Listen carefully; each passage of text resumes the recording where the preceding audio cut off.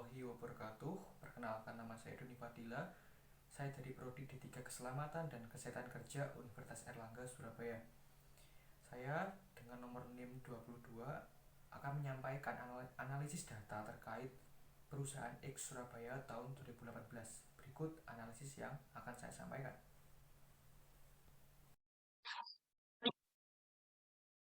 Baik, Assalamualaikum warahmatullahi wabarakatuh. Perkenalkan, nama saya Doni Fadila dengan nomor NIM 022 dari Prodi D3 Keselamatan dan Kesehatan Kerja. Di sini saya akan menjelaskan mengenai analisis PAK perusahaan X Surabaya tahun 2018. Untuk diagram berikut, saya ambil hubungan kesehatan vital sing dan gula darah di perusahaan X Surabaya tahun 2018. Diagram ini saya ambil dengan kategori laki-laki dan perempuan atau jenis kelamin. Untuk kategori normal terdapat 48 dari 70 pekerja laki-laki dan 5 dari 10 pekerja perempuan.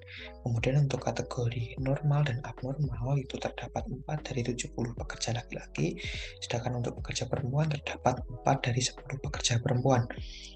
Untuk kategori hipertensi normal terdapat 17 dari 70 pekerja laki-laki dan untuk pekerja perempuan terdapat 1 dari 10 pekerja perempuan. Untuk kategori hipertensi abnormal terdapat 1 dari 70 pekerja laki-laki dan tidak ditemukan pada pekerja perempuan yang termasuk kategori hipertensi abnormal. Kemudian untuk rekomendasi yang dapat diberikan bagi pekerja di perusahaan X Surabaya yaitu yang pertama, memberikan tahap screening bagi pekerja yang baru masuk perusahaan sebagai upaya pemantauan potensi pekerja memiliki penyakit vital sing dan gula darah. Hal ini sangat perlu dilakukan karena proses screening ini nantinya akan dapat mengetahui bagaimana kondisi fisik pekerja atau calon pekerja di awal masuk kerja. Kemudian yang kedua, memberikan program pemantauan gizi bagi pekerja setiap bulannya sebagai proteksi pekerja mengalami penyakit vital sing dan gula darah. Pemantauan gizi sangat perlu dilakukan karena setiap hari pekerja pasti akan mendapatkan paparan dari lingkungan kerjanya dan hal ini sangat perlu diberlakukan program pemantauan gizi bagi pekerja. Kemudian yang ketiga, mengadakan program olahraga seperti senam, workout ringan 5-10 menit per hari menjelang pulang. Ini sangat perlu dilakukan untuk menunjang kebugaran bagi pekerja itu sendiri. Kemudian untuk selanjutnya yaitu hubungan kesehatan kolesterol dan asam urat di perusahaan X Surabaya tahun 2018. Data ini saya ambil berdasarkan usia pekerja di perusahaan X Surabaya tersebut. Untuk kategori normal pada usia 25 sampai 35 tahun terdapat 11 pekerja. Kemudian untuk usia 36 sampai 45 tahun terdapat 15 pekerja. Untuk usia 46 sampai 55 tahun terdapat 12 pekerja. Kemudian untuk usia 55 tahun ke atas terdapat 9 pekerja. Kemudian untuk kategori normal abnormal untuk usia 25 tahun sampai 35 tahun terdapat 5 pekerja. Untuk usia 36 sampai 45 tahun terdapat 4 pekerja. Untuk usia 46 sampai 55 tahun terdapat 1 pekerja dan untuk usia 55 tahun ke atas terdapat 2 pekerja. Untuk kategori abnormal untuk usia 25 sampai 35 tahun terdapat 4 pekerja. Untuk usia 36 sampai 45 tahun terdapat 5 pekerja. Kemudian untuk usia 46 sampai 55 tahun terdapat 6 pekerja dan untuk usia 55 tahun ke atas tidak ditemukan pekerja yang masuk kategori abnormal. Kemudian untuk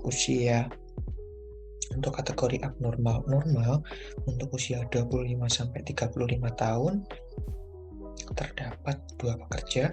Kemudian untuk usia 36 sampai 45 tahun terdapat 2 pekerja pula.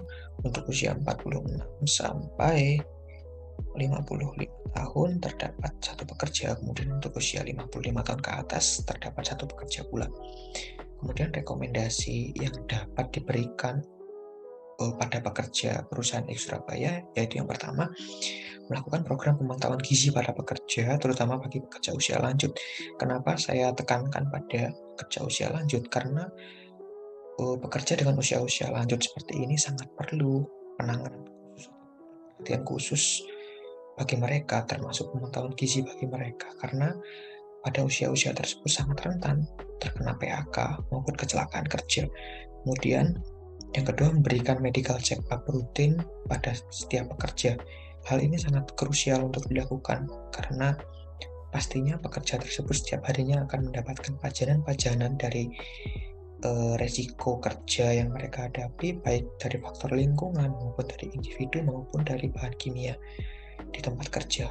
Untuk itu sangat perlu diberlakukan medical check up secara rutin. Kemudian yang ketiga, menempatkan pekerja dengan usia yang rentan mengalami PHK pada tempat sesuai.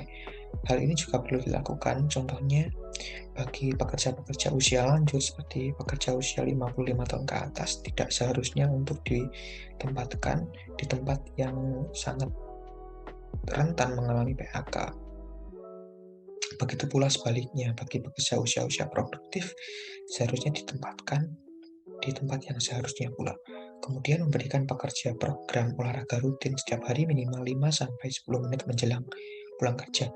Hal ini perlu dilakukan sebagai sarana menunjang kebugaran dari pekerja tersebut, karena dari pagi sampai sore sudah melakukan aktivitas dan pastinya tubuh mereka akan capek maupun tegang, otot-otot mereka tegang dan perlu dilakukan peregangan. Nah, peregangan ini bisa dilakukan melalui olahraga 5-10 menit menjelang pulang kerja. Oke, demikian presentasi yang dapat saya sampaikan. Semoga dapat menjadi pelajaran bagi kita semua atau dapat diambil ilmu dari presentasi yang saya sampaikan.